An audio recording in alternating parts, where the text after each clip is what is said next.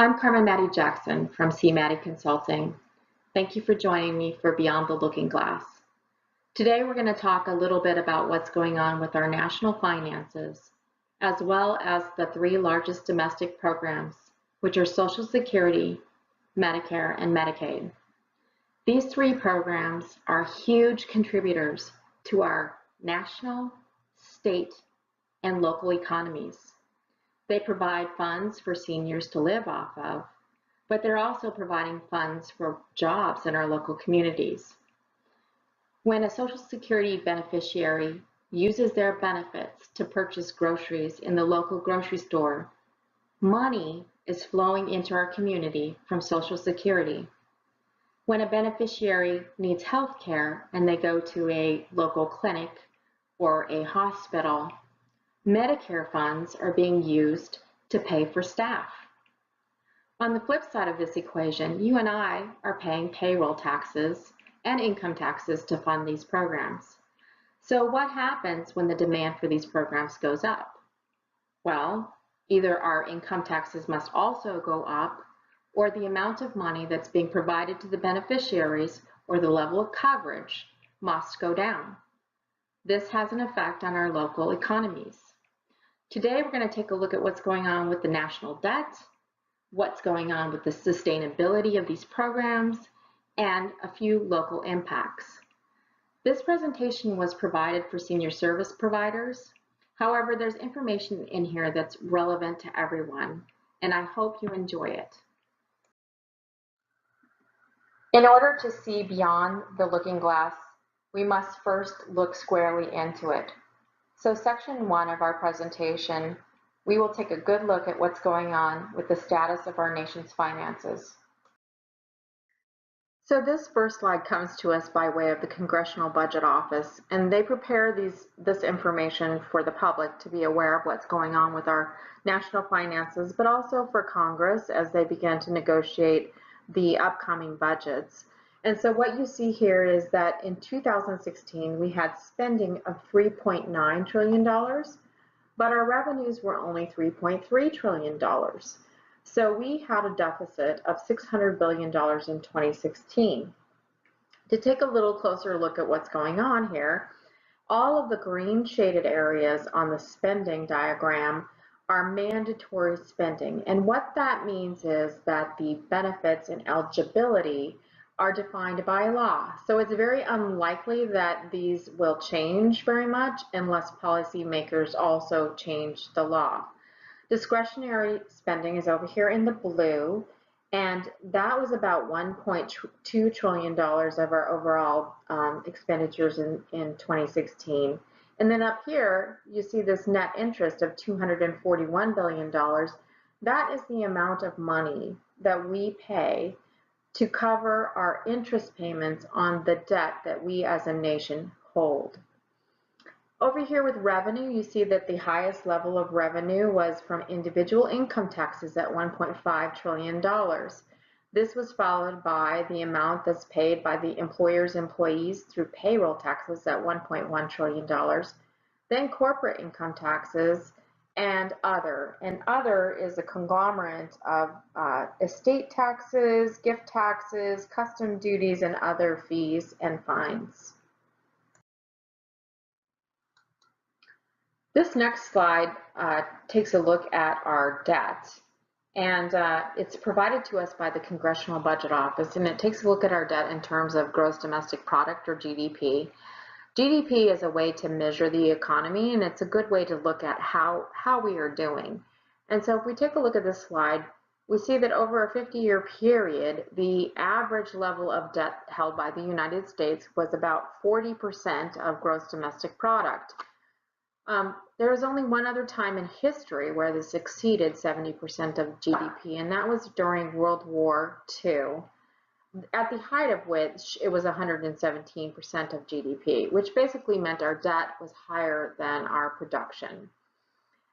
Between 2007 and 2012, we saw our debts grow very sharply.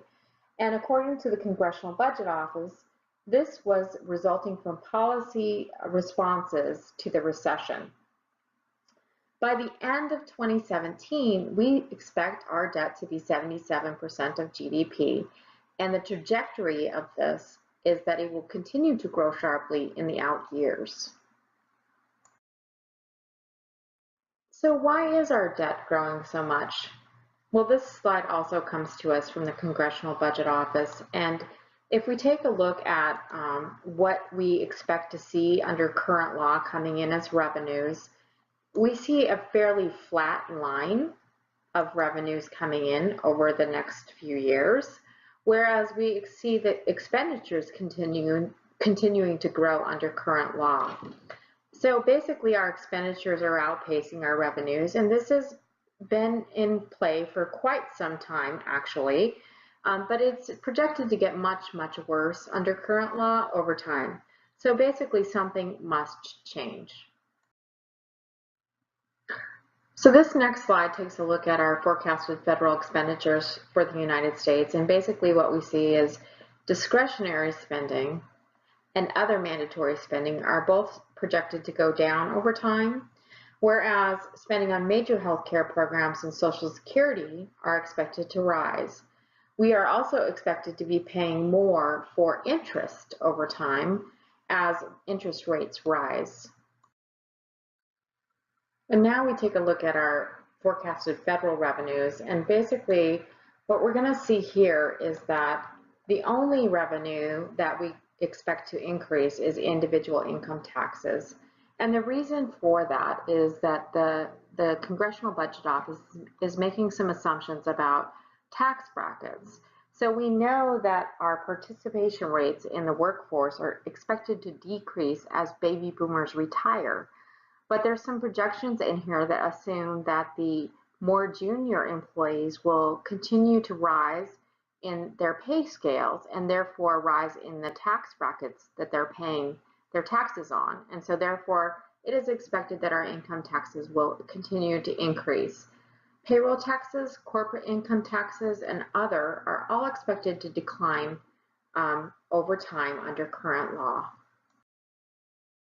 So this next slide is sort of the at a glance of where are we now compared to where are we going to be in 10 years.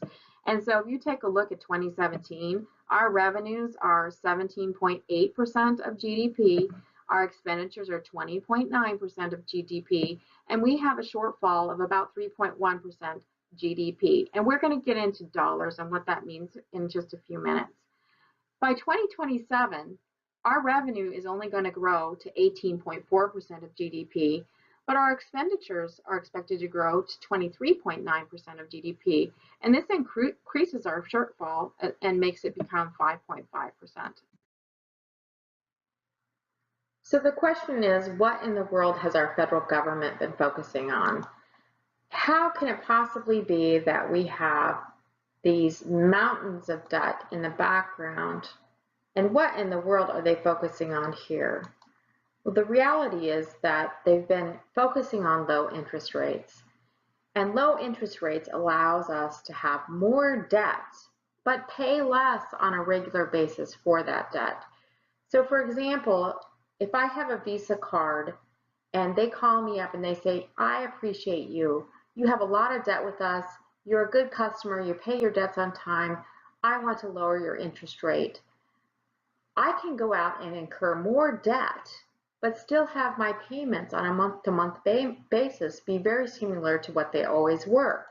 Well, that's what we're dealing with the federal government. A lower portion of the total budget is needed to maintain a higher level of debt. So in 2000, our public debt was only $3.4 trillion, but 12.5% of our overall budget was being spent on paying for the interest for that debt. Today, our debt is $14.3 trillion, but 6% of our budget is being spent on interest. And so this is kind of the perspective that the federal government has been looking at. What this is the percentage of the budget that's used to pay for interest. So basically, we look at how much money is going out in interest to pay for interest versus the overall budget. And so we see, like back in 1967, 6.5% of our total budget was being used to pay interest. This was at its highest point in 1997, where it was 15.4% of the total budget. It's since come down pretty significantly. We had an all-time low of 5.3% of our budget being spent on interest in 2009, and today that's 6.2%. While it might be nice to have a narrow focus, it's all about perspective. So in 2000, the year 2000, we had $1.8 trillion budget, and of that, $222 billion were being used to pay for our interest on our debt. Recall, our debt at this time was $3.4 trillion. Today, we have a debt of $14.3 trillion, where our budget is $3.9 trillion per year, and of that, $240 billion are spent to pay for our interest. So while our budget is twice as much and our debt is significantly higher, the amount of money that we're paying on interest is relatively the same. So the question is, where do we go from here? As far as all official sources are concerned, whether it's Congressional Budget Office, the Board of Trustees for Medicare, the Board of Trustees for Social Security, Actuaries, everyone is saying that something must be done, and it must be done soon. The information on this slide was provided to us by the Congressional Budget Office in their long-term outlook. So basically they're saying that if lawmakers want to maintain our current level of debt at its 77% of GDP, then beginning in 2018, they need to change the budget by $380 billion. And they can do that in one of two ways. They can either increase revenues by 10%, decrease spending by 9%, or they might be able to do this in a combination of the two. What does that mean to you and me? Well, if they want to increase revenues by 10% and they choose to do it through taxes, the average annual household taxes would increase by $1,300 per year. If they want to decrease spending by 9% and they chose to do it through Social Security benefits, the average annual benefit would decrease by $1,700 per year. The average annual benefit to Social Security is $19,200. So that means we would see that decrease by $1,700. If lawmakers want to actually reduce our nation's debt to its 50-year average of 40% of GDP, then beginning in 2018, lawmakers need to change the budget by $620 billion. They can do this by increasing revenues by 17%, decreasing spending by 15%, or some combination of the two. 17% increase on revenues would mean that the average household would need to pay $2,100 in an additional amount of income taxes every year. A decrease of 15% means that $2,800 would be reduced out of Social Security benefits if that were the avenue chosen, from the $19,000 that an average Social Security beneficiary gets per year. If lawmakers choose to do nothing in 2018, which they could choose to do, I worked for a state legislature for many years, and this does happen. There are consequences to this. Debt continues to accumulate, and this can cause the magnitude of changes that are needed to grow very significantly. If we have rising interest rates, which we know we're going to have, we're at an all-time low, and if we have increased debt, this means that we need a larger portion of our budget to be allocated just to pay for the interest payments on the debt that we owe. In order to maintain programs at current levels, additional revenue would be required. In addition, it would extend the timeline for decreasing the debt. So the example I gave you above from the Congressional Budget Office assumes that we would decrease the budget, the debt, by 2047. If we decide to do nothing now, that means that that timeline is extended. In addition, higher debt to GDP ratios weaken the dollar. The United States credit ratings are at risk. In 2011, the USA credit rating was downgraded from S&P from a AAA to a AA plus, and because, I quote, budget savings fell short of what was necessary to tame the nation's debt over time. So our credit ratings were decreased in 2011. Do you think that we've decreased our debt since then? No, we have not. Our debt has continued to escalate since then. And if we do nothing, our debt is going to cause our credit ratings once again to be evaluated for another downgrade. So with that, we are going to then drill down into the largest programs that our federal government has, which I refer to as the domestic trio. This is Social Security, Medicare, and Medicaid. So now we're going to take a look at the expenditures excluding interest. And why would we do that? Well, we know that interest is at an all-time low, and we know that it makes up a small portion of the pie, but it's very unlikely that we're going to be able to refinance some of our debt at a lower interest rate. And so we're removing that from the pie. We have a $3.6 trillion budget that is spent on programs, and 52% of that is spent on the domestic trio, which is Social Security, Medicare, and Medicaid, these over here. The next section of the pie that we would look at is other mandatory. It's $563 billion. And while these programs are mandatory, they're relatively small. So we're talking about federal, civil, and military retirement benefits, veterans benefits, SNAP, which is a nutrition program for the low income, health subsidies, and unemployment compensation. These programs are other mandatory, $563 billion, which, if you think about it, our deficit in 2016 itself was $600 billion. So you could lob off an entire piece of the pie or any one of these programs and still not have adequately addressed the problem that we have between our expenditures and revenues. The next section that I would address is discretionary funding. And I would start out with the defense funding. Most people do not realize that defense funding is discretionary at $584 billion. To my knowledge, there's no conversations being had about reducing this piece of the pie. So we'll move on to other discretionary, which is $600 billion or 17% of the overall budget.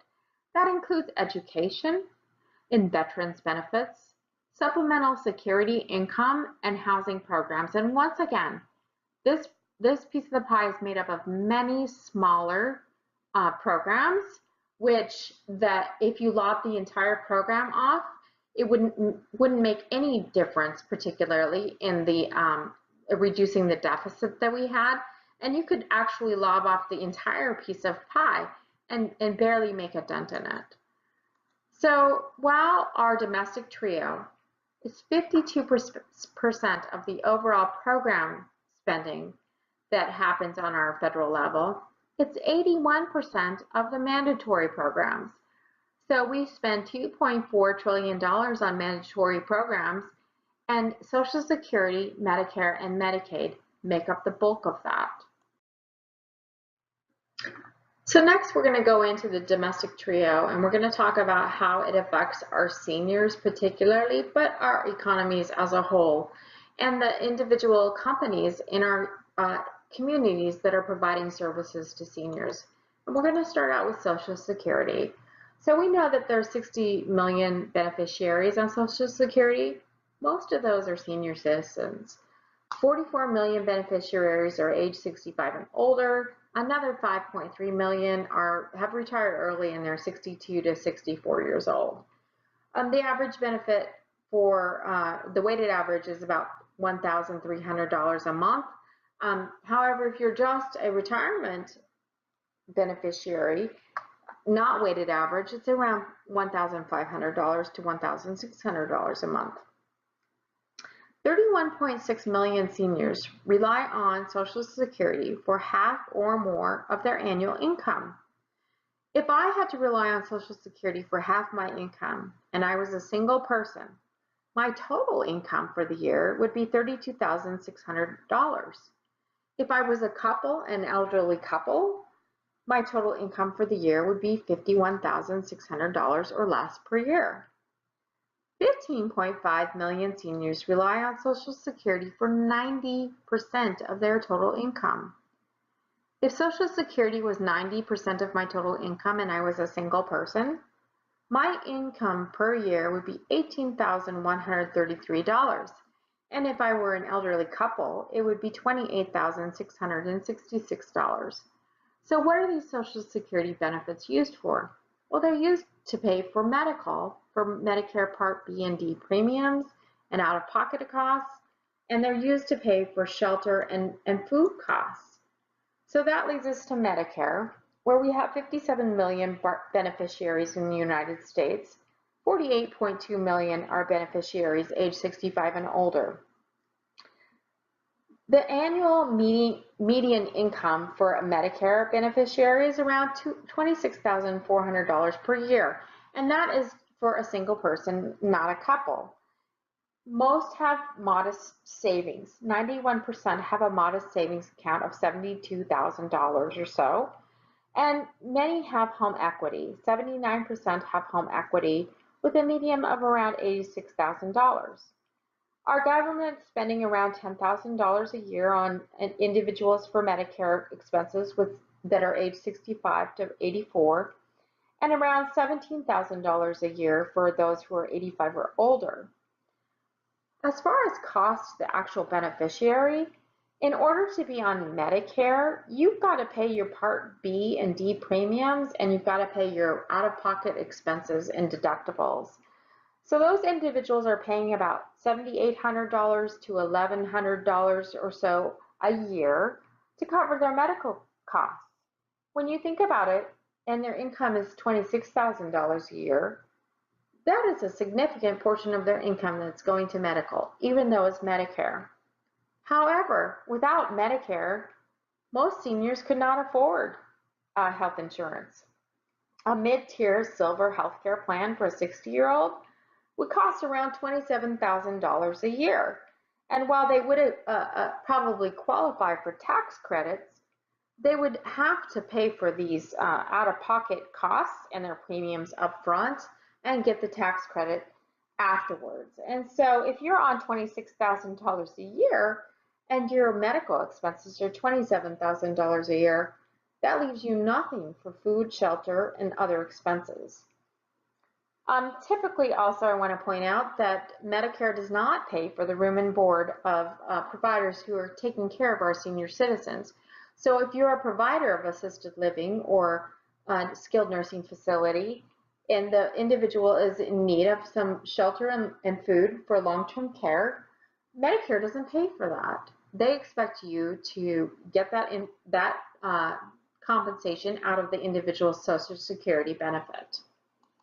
So then moving on to Medicaid, we know that there's 71 million beneficiaries for Medicaid, and of those, about just under 6 million are age 65 and older. And what most people don't realize is that Medicare does not pay for your long-term care costs. So if you are in acute care where your grandmother falls, breaks her hip, goes to the hospital, needs to go to the nursing home for a few weeks for rehabilitation, all of that's covered under Medicare. However, if she needs a place to stay longer than that, and she doesn't have the means to pay for it, that would fall under Medicaid. So either she would have to pay for it out of her assets and her savings, or Medicaid would kick in. And so Medicaid pays for seniors for medical, personal care, and long-term care that's not covered by Medicaid. And the spending per enrollee for an aged person would be just over $11,000 if you're 65 to 84 years or older, and almost $30,000 a year for 85 or older. And that's because, as individuals age and they're in the long-term care system, their needs become more acute and more expensive. Again, Medicaid does not pay for room and board. So these are typically paid for with the client's Social Security benefits. So now that we've talked a little bit about how the domestic trio benefits the seniors and the providers in our local neighborhoods, we're going to talk a little bit about the mechanisms of funding that are used for these programs. Social Security is funded predominantly from payroll taxes, and it has what's called a trust fund reserve. The old age and survivors insurance is the retirement program that you and I pay into our entire career. And then when we retire, if we have sufficient work credits, we receive a stipend on a monthly basis. The Social Security disability insurance is also a program that's paid for with payroll taxes. And this program only benefits individuals who have sufficient work credit in order to get it. So if they were injured on the job or they were injured during their working career, if they have sufficient work credits, they will qualify for this program. If you do not have sufficient work credits, there's another program called Supplemental Security Insurance. It is not funded with payroll taxes. It is funded with what they call the general fund, and it provides benefits to disabled individuals who do not have sufficient work credit. So I want to make sure there's a distinction here.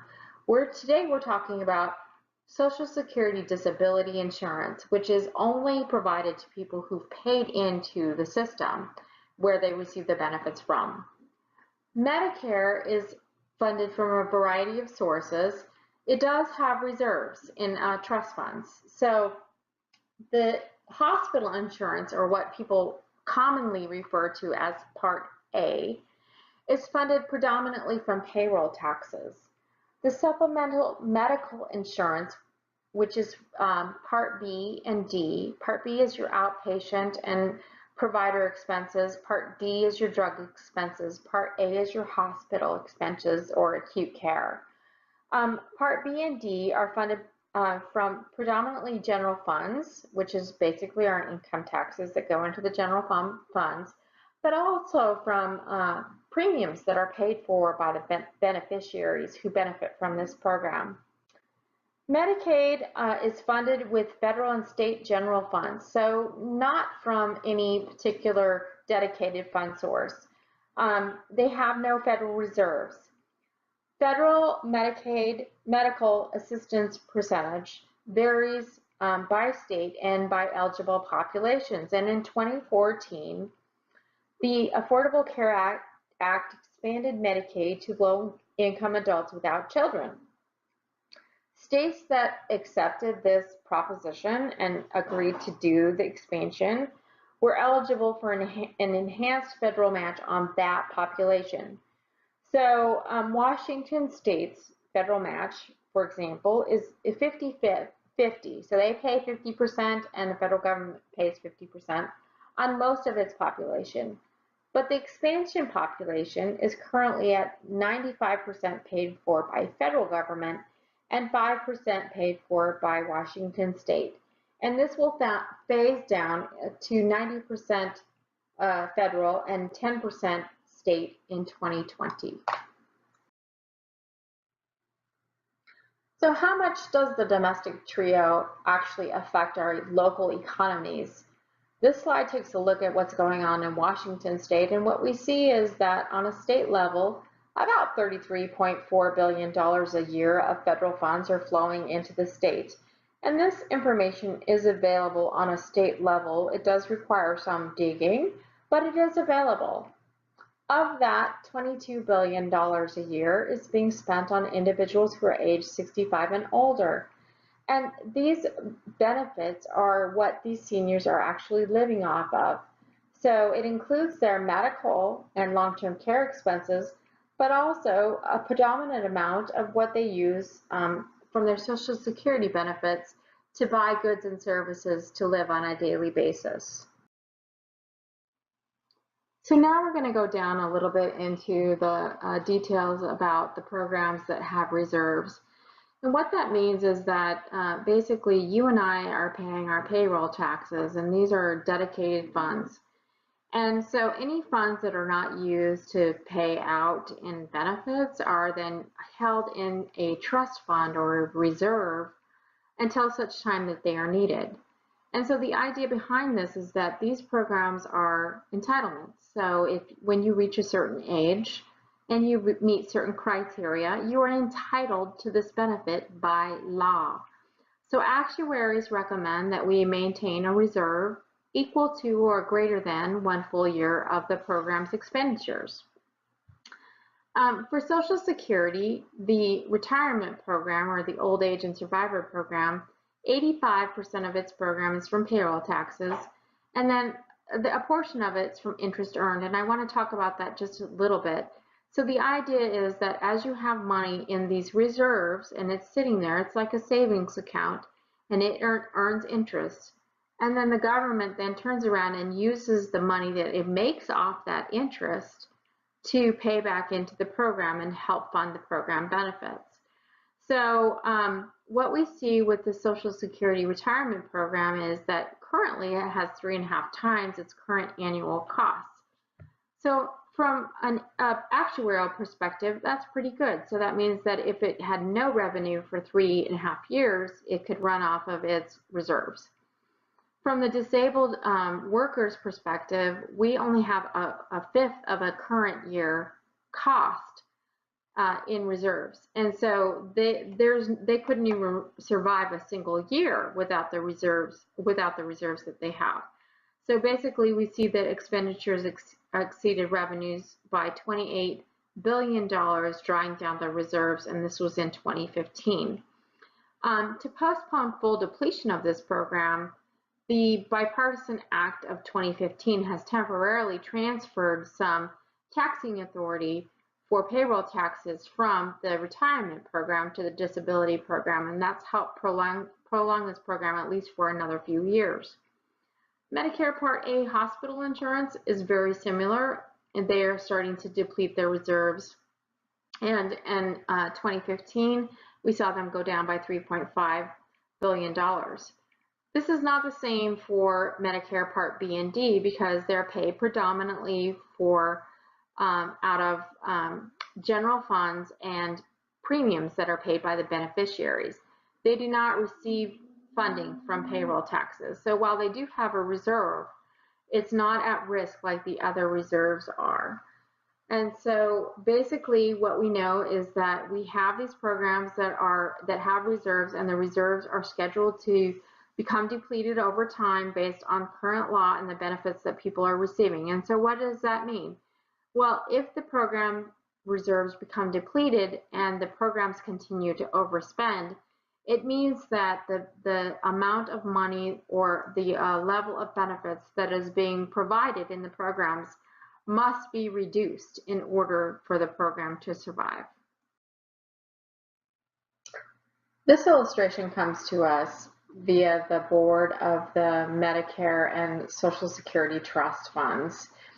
And basically what I wanted to point out here was that the American Disabilities Act was amended in 2008, and so we see here under Social Security where there was a little bit of an increase in the number of population served, which caused an increase in expenditures, but yet our revenues are very flat. Then we see coming on board for both Medicare Part A and Social Security, the baby boomers in 2011. And while that has dropped down some, we expect to see costs increase significantly according to the increased number of recipients that will be receiving services, and our revenues remain flatlined. And so now we're just going to briefly touch on the expenditure and revenue forecasts, and we'll start out with Social Security retirement. And the actuaries are predicting that Social Security retirement will exceed its revenues beginning 2022.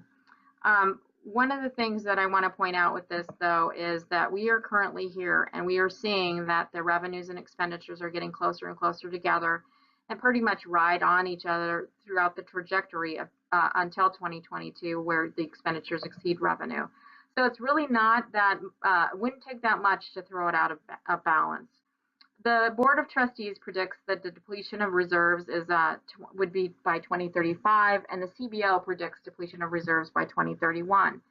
One thing I think it's important to note, though, is that if we exclude interest, expenditures would exceed revenues beginning in 2018. And why would we want to look at it like that? Well, the reality is that part of the money that's used to pay for this program is interest earned on the money that's sitting in the trust. So if the money in the trust is declining, so is the revenue that comes from the interest earned on that that's going towards the cost of the program. So next, we talk about the disability program, and we're taking a look at the actuarial forecast here. This program has been exceeding its revenues since 2010, and was actually it was actually predicted full depletion of the reserves for this program in 2016. However, what you see is right here, Congress moved some money through law temporarily from the retirement program and reallocated that tax rate to go into the disability program. And so that's why you see the program being sustained through here. The Board of Trustees is predicting that the complete depletion of the reserves of this program will happen in the next 6 years by 2023. And what happens if the reserves are depleted? Well, the reality is that unless we change law, expenditures would continue to exceed revenues. So the only way at that point to get things in check is to go into the law and modify the amount of benefits that individuals would receive in these programs. So, so it wouldn't discontinue the programs, but it's very likely that the recipients would receive less in their benefits than they are today. So next we're going to talk about Medicare Part A expenditures and revenue forecast. And I have two different forecasts up here because they look at things a little differently. We start out with the Board of Trustees, which they released their report in June 2016. They predict depletion of reserves by 2028 for this program, and that's Medicare health hospital insurance. And then the Congressional Budget Office released a report on March 2017, and they predict a depletion of these reserves by 2024. And the differences are that CBO is using data that's from 2016 instead of 2015, so they have more recent cost data and revenue data. They are projecting lower revenues that are earned from interest, and they've reduced the ratio of workers paying payroll taxes to those receiving benefits, which makes sense, and is actually it's actually projected out because as baby boomers retire, we're going to see fewer workers to beneficiaries. So now that we've talked about the programs within the domestic trio that have reserves, we're going to switch over to Medicaid. And Medicaid does not have reserves. It does not have a dedicated fund source. And as a reminder, it's funded in partnership between the federal government and state governments. The thing that is interesting about Medicaid is if you look at the history of expenditure growth in this program, it typically follows the economy. So you see here we have a recession in 1990, a recession in 2003, and the Great Recession here, I think this is 2007 or 8. And following each one of these recessions, you see this sort of rise in the expenditures for these programs. Well, the way that this works is that when people become unemployed and their household income goes down, typically we see Medicaid rolls increase because Medicaid is the safety net insurance program for individuals with low income. So it makes sense that if there's more people unemployed, that there's more people on Medicaid. And so that's what we've typically seen in the past with this program.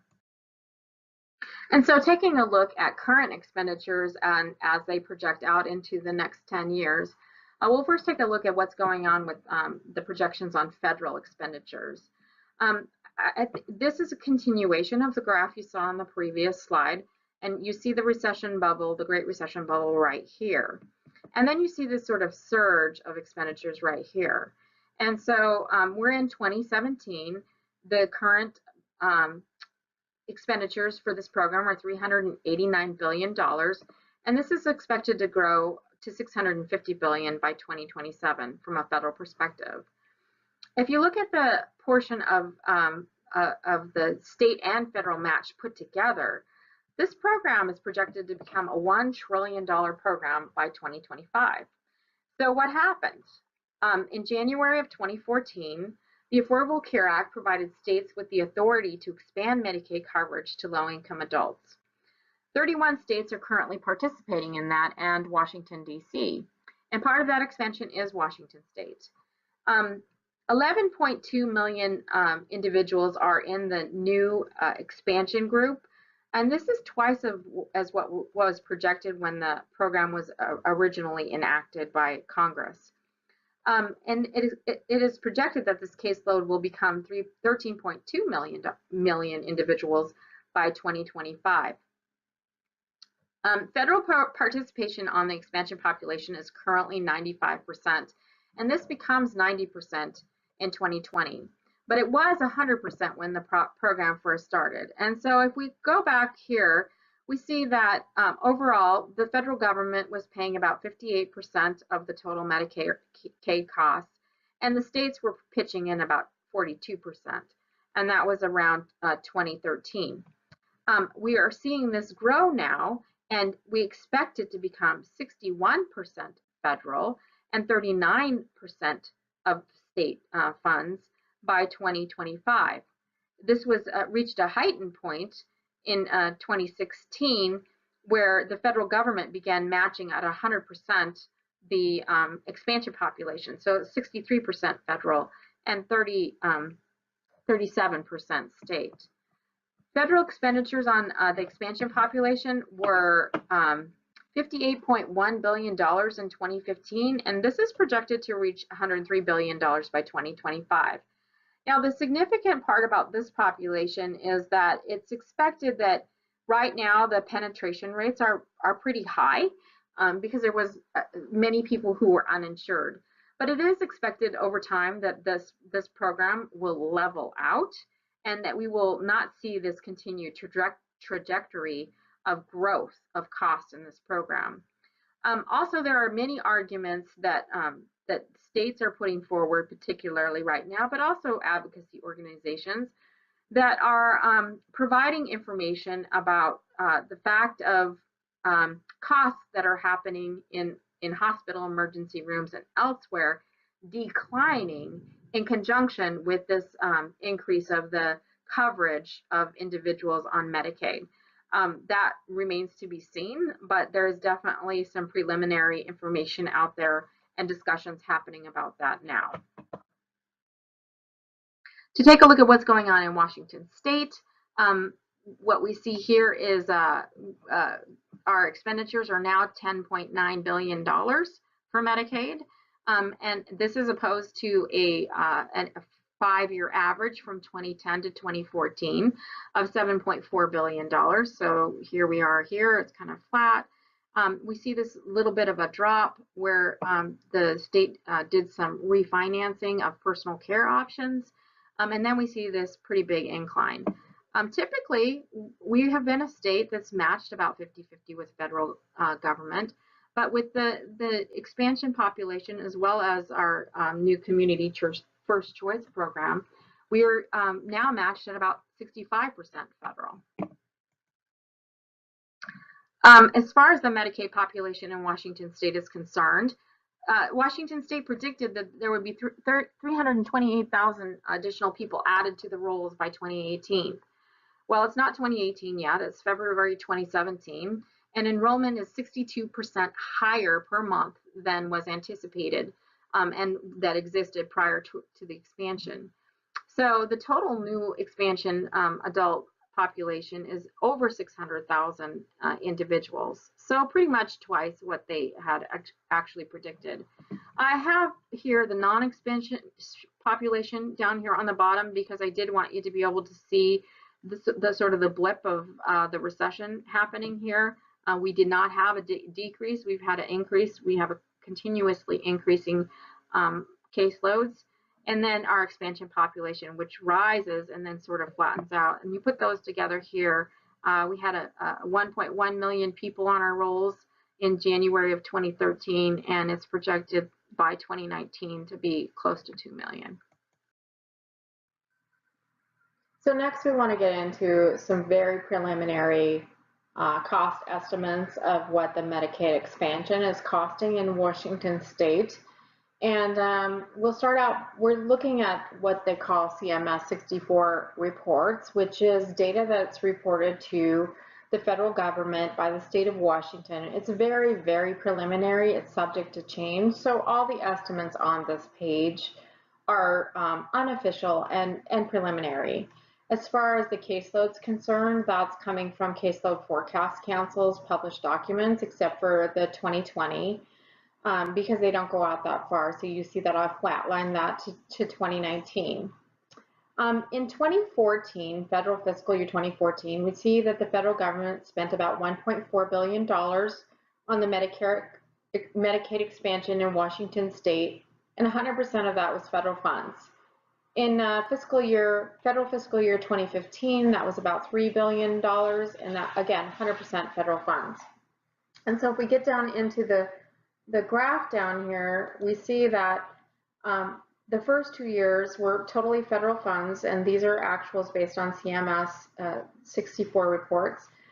The 2016 amount was based on the caseload here and the per capita amount that was derived from the 64 reports.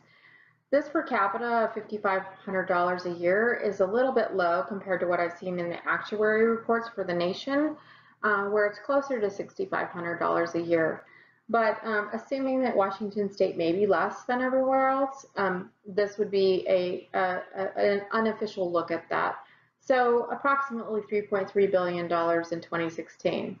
And then we see our match rate starting to change January of 2017, and that's why you see the estimated state shares over here. 95% federal, 5% state for federal fiscal year 2017, which is only 9 months of the actual calendar year 2017. And then this continues to grow and change until we reach 2020, where the match rate would be 10% would be paid by the state government and 9% by the federal government. So our next section, we'll take a look at what's going on with healthcare reform and the actions that our federal government have been taking to date to address the federal deficit. The reason that we're focusing so much on healthcare is, unlike Social Security benefits, where it's the money is given to an individual, the stipend is paid to an individual, Medicare and Medicaid are making payments to providers of services. And from a political standpoint, it's a little more palatable to ask our organizations that are providing services to be more efficient and to be more accountable than it is to take money directly out of the hands of the taxpayers. And so that's one of the reasons why there's an early there's been a focus on healthcare reform. In addition, federal healthcare expenditures are continuing to grow. And according to the CBO, the Congressional Budget Office, this is due to rising enrollments of the adult population. Expansion programs are twice what we anticipated, and then rising healthcare costs per enrollee. And so Medicare is 20% of all healthcare expenditures in the United States, and that includes private pay. Medicaid is 17%. And Medicare while its inflationary factors are lower than the national private health insurance, they're predicted to grow. And they've come down. So this may be evidence of some of the healthcare reforms at work. But between 2000 and 2010, the annual increase to Medicare was around 7.4%. This is dropped down to about 1.4% between 2010 and 2015, but it's projected to rise to 4.3% annually. Medicaid, its cost per beneficiaries increased about 1.3% in 2016, and in the out years, as we move towards 2025, it's expected that the annual inflationary costs for this program will be around 4.4% per beneficiary.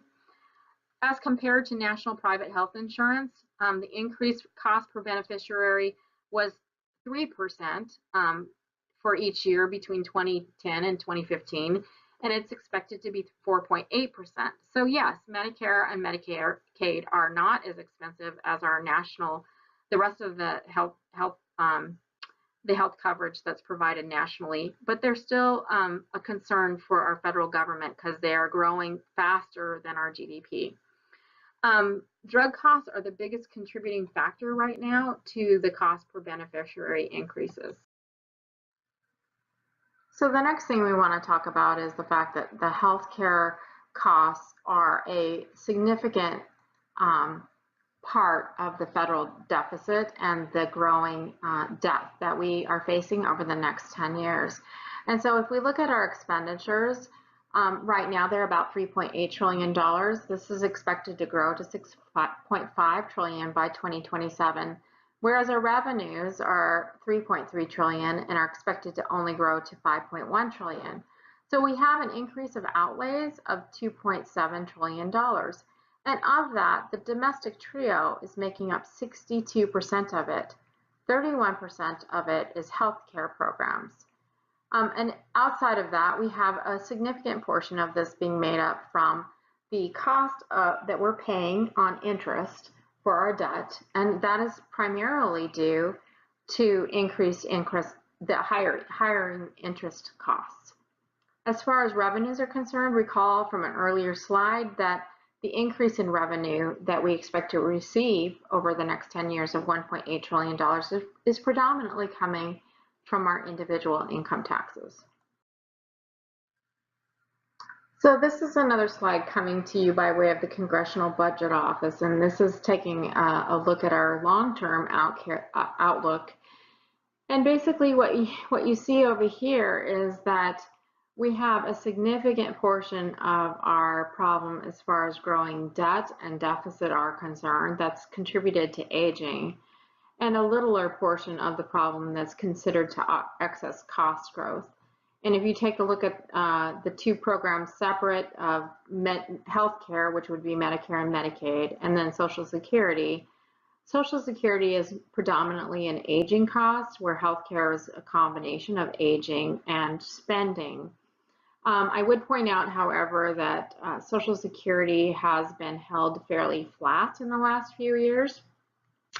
And I don't know how much that plays into the projections of that exclude cost growth, but if they're not going to provide inflationary or cost of living adjustments to beneficiaries, that's part of the reason why that seems so low. In addition, the growth in healthcare projections does not include the cost of offsets for things like premiums paid for Medicare Part B and D, which if they took the money that they were receiving from those and applied it to this cost here, this part would become a smaller piece of the stack. So what actions have our government been taking to try to address the growing annual deficit and the growing debt? Well, they have been predominantly approaching this from 4 different perspectives. One, they've been trying to find ways to reduce waste, fraud, and abuse. They've also been making reforms, particularly payment reforms in the area of Medicare.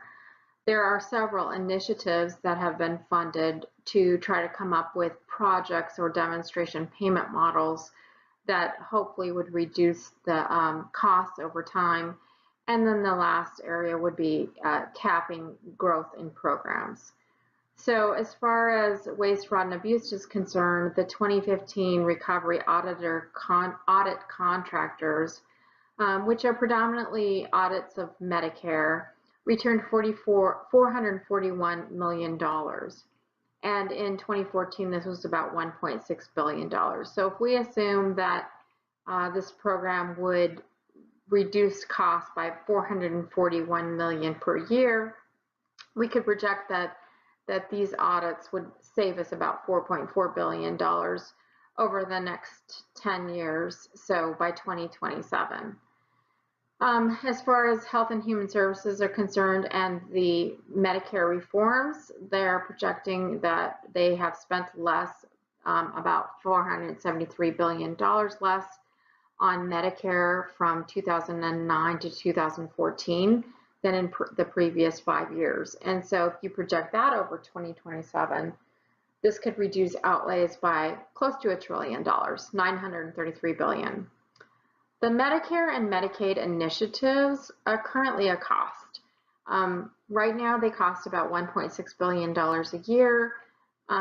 This program has $10 billion available to put out to states in grant funding for them to come up with ideas and demonstration projects that will reduce costs and reduce payments over time.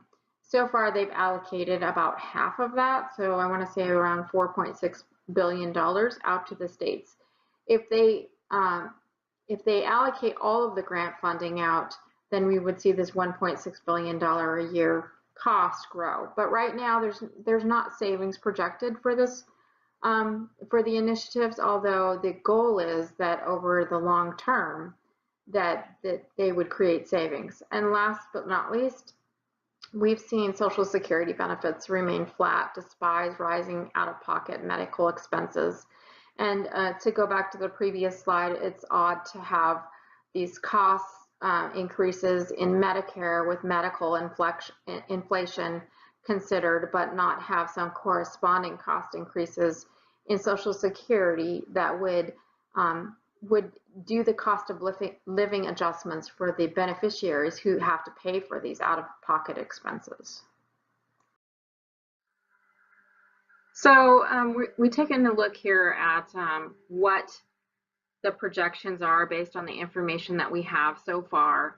And again, these are very back of the napkin projections, but on possible changes to the budget by 2027 related to some of the reforms that are taking place.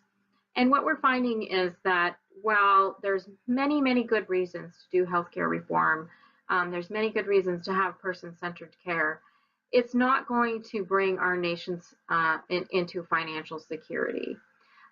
If we take a look at all of the things we discussed on the previous slide together, we are projected to bring down the budget or save on outlays by about $1 trillion over 10 years. And of course, this could be higher or lower. But to put this in perspective, recall that the budget shortfall in 2016 was $600 billion. That's for 1 year. 1 year's budget deficit, $600 billion. It looks like it's going to take 10 years here to save $930 billion. The current debt held by the public is about $13 trillion. When you subtract out other financial assets, it's $14.3 trillion if you avoid that piece of the equation. Under current law, this is projected to become $22 trillion by 2027.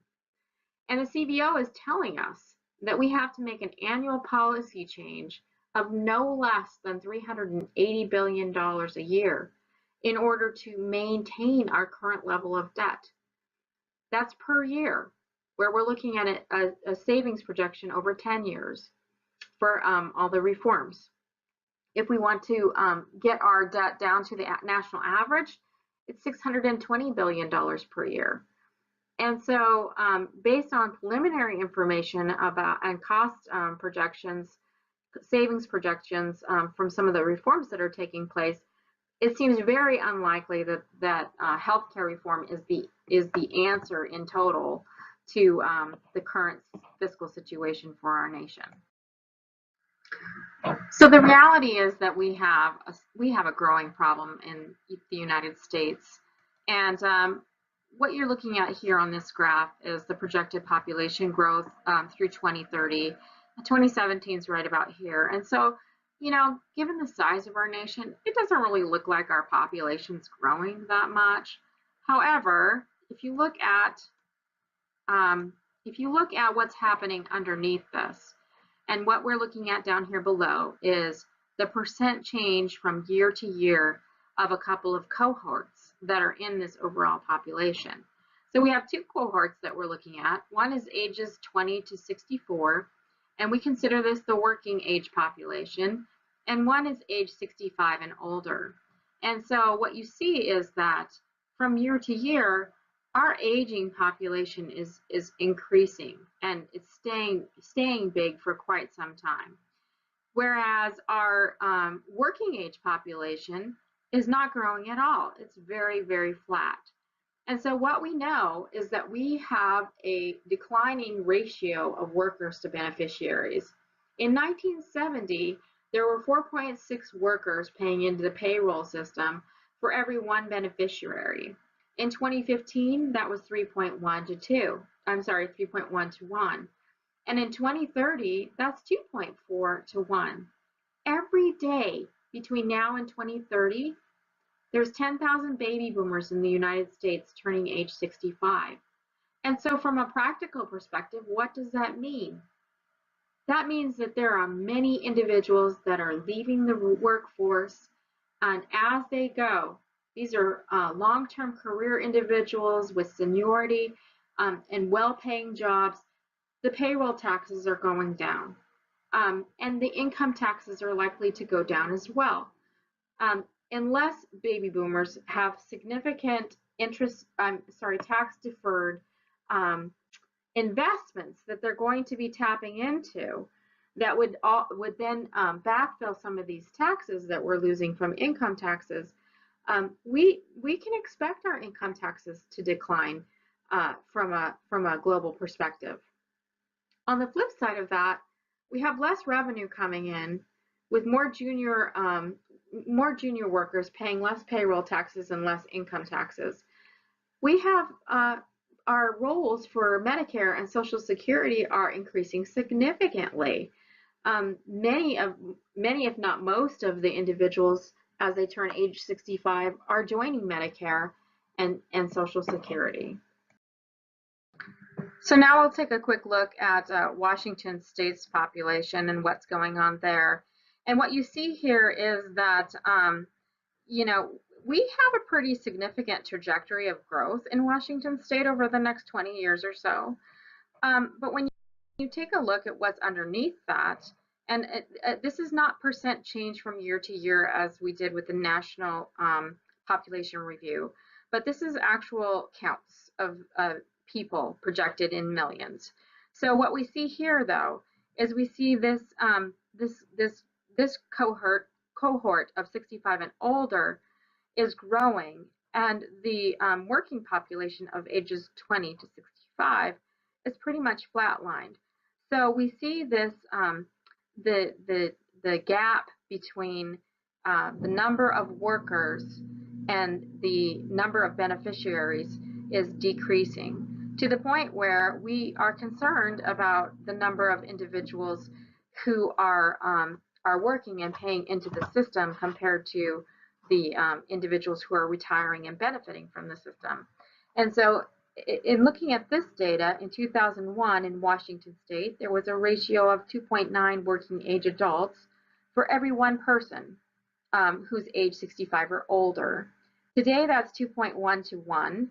And in 2040, that's projected to be 1.4 to 1. And this is not quite the same information that was provided to you on the previous slide, where it's actual number of workers compared to beneficiaries on a national level. This is about working age population compared to retirement population.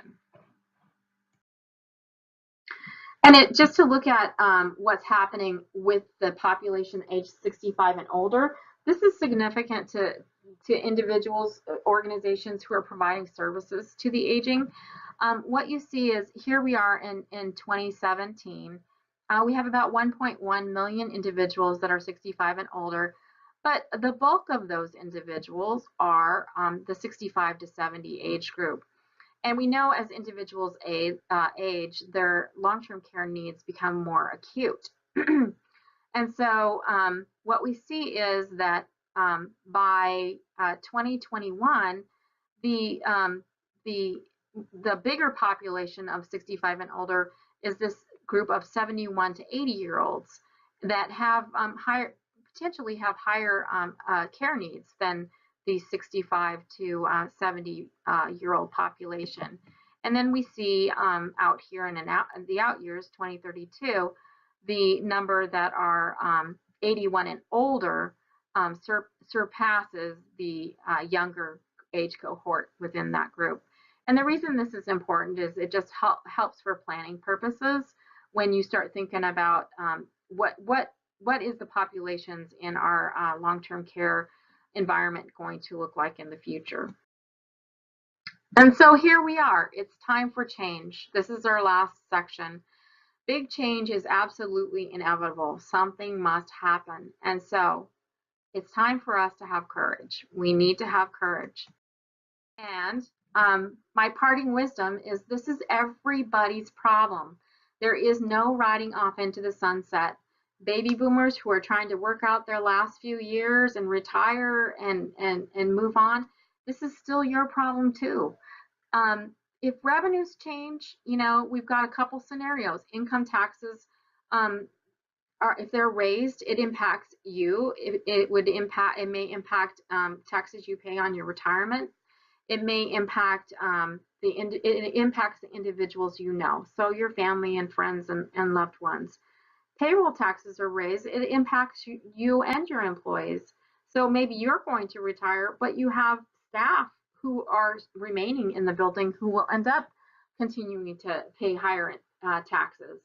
Corporate taxes are raised, it impacts, unfortunately, but likely the prices you pay for goods and services. As far as if spending changes take place, as we have seen throughout this presentation, there is very unlikely that they can make spending changes that avoid touching Social Security, Medicare, and Medicaid. There is very likely going to be some changes to the domestic trio. If it's a reduction in Social Security benefits, providers have fewer dollars to pay for room and board, seniors and disabled have less money to pay for food, housing, and out-of-pocket medical expenses. Medicaid caseloads and the need for low-income housing likely increase. Without Medicare, most seniors cannot afford health care. Many would be Medicaid beneficiaries. And drastic changes to the federal Medicaid matching funds would put severe pressure on the state of Washington and its legislature to solve a very large expenditure that's currently being covered by the federal government. That would affect Washington State's economy as well. And so just to let you know, there are many options, I think 115 options that are under discussion on the Congressional Budget Office. You can go to this website to learn more, but there's many of them that affect the pieces of the pie that we were talking about today. And so what you see here is just sort of a high-level list of some of the things. Reducing Social Security benefits for new beneficiaries, eliminating eligibility for starting Social Security benefits at age 62. There's some in here that eliminate housing programs, reduce the number of housing choice vouchers, or eliminate housing programs for low income. Increase the max earnings for Social Security payroll taxes. So in other words, right now those are capped at $118,000 a year. Raise Medicare eligibility to age 67. So any of these things, they affect the amount of revenue, that federal revenue that's going into your communities. They affect the individuals that live in your communities, and they affect the providers who are trying to serve the seniors who are living in the communities. And so in conclusion, don't forget about the big picture. This is not just about healthcare reform or improving client services, although that is important. We need to start a conversation within our organizations and with our community about what's coming. Data is essential. We can forecast local demographics. We can make some assessments about what the next 10 years are going to look like in your local area, in your counties, in your cities. How much does your local economy rely on the domestic trio? And what is the upcoming demand for your services? And where are the current service gaps in your community? And where will they be in the future? These are all things that we should be talking about. We know that change is coming. Organizational readiness is important, and traditional will have a difficult time. It's important to be nimble, build an organizational climate that can change when it's needed, and start those conversations and arm your board with your staff and your stakeholders with data and information that can help you create organizational readiness. Starting, I'm going to leave you with some data points because data is important. I'll just give you a quick rundown on how this chart works. So these are the counties in Washington State, and it's continued on the second slide. This is the population of age 65 and older. This is the amount of federal dollars that are coming in annually for Medicare. This is the approximate amount that's spent on 65 years and older. And this is the same information for Social Security. I did not have time to get Medicaid included on this chart. So we're looking solely at Social Security and Medicare, which is federally funded. And if you combine those, you'll see, for example, Adams County has about $47 million coming in each year, 37 million of which is spent on age 65 and older. Let's look at one of the heavy hitters here, King County, where Seattle is. Annually, $6 billion of federal funding is coming into your community. 5 of it is being used for seniors. And so, continuation of that slide. And then if you have questions, please do email me or give me a phone call. I'm happy to address your questions. Here's our references, and last, to just show you the chart on the inflationary adjustments that have been made to Social Security. You see here that early on, these were pretty significant, and over time, they have become relatively flat and infrequent. And that concludes our presentation. Thank you for joining us. Again, feel free to email me. My email address is c.matti, M-A-T-T-I, Jackson, J-A-C-K-S-O-N, at c.matticonsulting.com.